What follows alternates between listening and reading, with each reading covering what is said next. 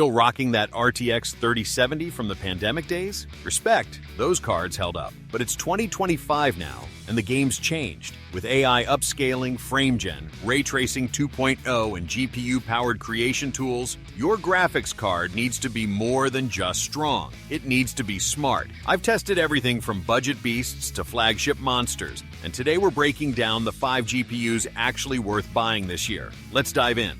Yep, we're starting with Intel. Not NVIDIA, not AMD. Intel. The Arc Battlemage B770 might be the biggest glow-up of this GPU generation. With 16GB of GDDR6 memory, improved Xe2 architecture, and 2nd-gen XeSS that now rivals DLSS in supported games, Intel's latest card is no longer the budget pick with janky drivers. It's just the budget pick, full stop. I paired the B770 with a Ryzen 5 7600 in a $1,000 build and was honestly blown away. 1440p at high settings in titles like Apex, Valorant, Elden Ring, and even Cyberpunk with medium RT plus XS? Smooth. Temps hovered under 70 degrees, and the card stayed whisper quiet even under sustained loads. The best part? This thing is priced closer to older mid-range cards from 2 years ago. So if you're building a rig in 2025 that doesn't break the bank, but still looks and feels modern,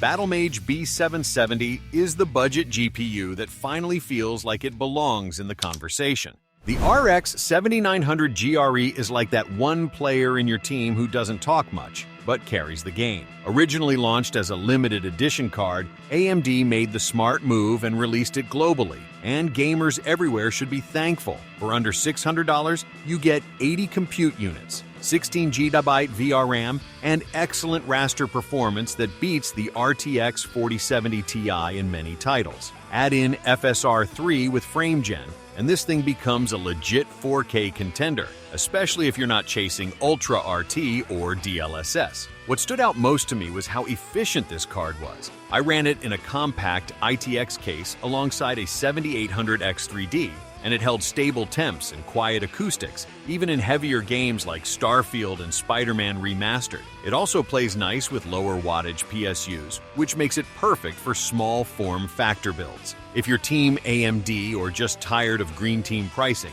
the 7900 GRE is a price-to-performance king hiding in plain sight. There's a reason this card has been in so many 2025 builds. It hits the sweet spot. The RTX 4070 Ti Super lands right in that golden middle zone. 1440p Ultra? Easy. 4K high with DLSS 3.5 and frame generation? Absolutely. All without the bulk of a 4090 or the power hunger of a true flagship. We're talking 16GB GDDR6X, a relatively modest power draw, around 285W, and excellent software support. NVIDIA's suite, Reflex, Broadcast, Shadowplay, NVMe is still unmatched for streamers, creators, and casual gamers alike. I built a creator setup around this card using a 14700K, and the results were impressive. Buttery Premiere Pro playback, zero lag in OBS, and gaming at 1440p Ultra with over 120 FPS in most titles. And perhaps best of all, it fits in normal cases without needing structural reinforcements or extra fans. If you want reliable high-end gaming and creation tools without dropping over $1,000, this is the card that just makes sense.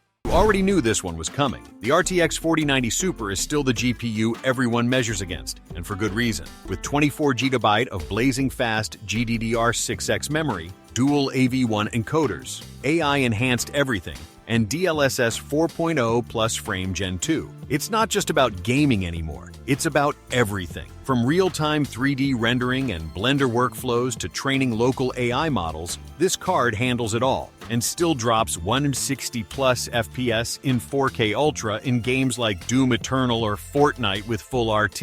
Yes, it's overkill. Yes, it's massive. But if you're building a dream rig for gaming, work, and flex, the 4090 Super is still the crown jewel. And despite all that power, it stays remarkably efficient thanks to improved cooling and smarter power delivery. I ran this thing on a 1000W PSU with zero issues, even with PBO and overclocks active. Bottom line, if money's not the bottleneck, this is the GPU to get in 2025. It's not just future-proof, it's future-proofing.